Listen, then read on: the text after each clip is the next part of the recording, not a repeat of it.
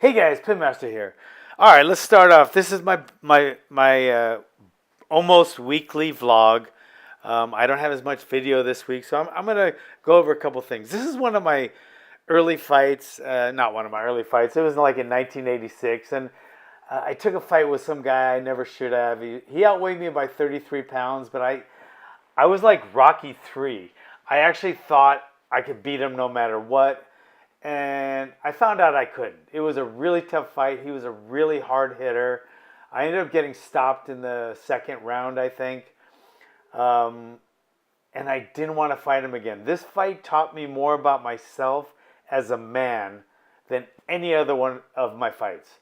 I mean, I didn't want to fight him again because this fight was so brutal, but I wanted to.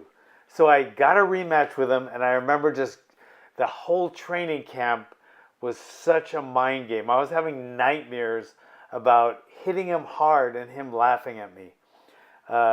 So we ended up having 3 fights. He beat me in this first fight with a body shot, dropped me in the second round, and then I beat him in the second and third fights.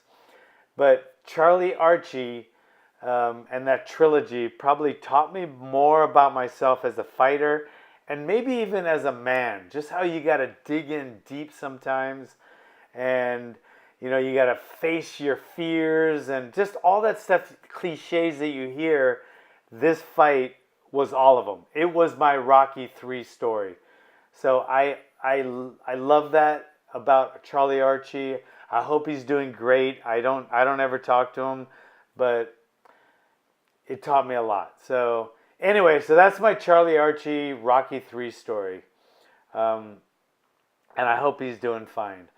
Anyway, a couple UFCs ago, this guy was trying to do a tactical stand-up. His name's Timothy Williams, and he was too close while he was trying to stand up. You never try to stand up against someone when you're that close to him. Stay on your back, have him stay in his guard until you're safe.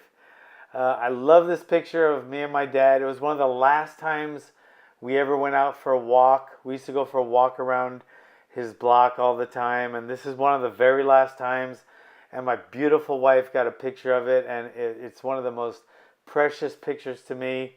And Sunday's my favorite day, so I think we used to walk a lot on Sundays too. So miss you, Dad. I love you.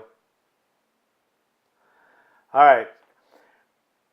I put this up because we are a traditional school. Look at it. All my students are belted. We wear gis.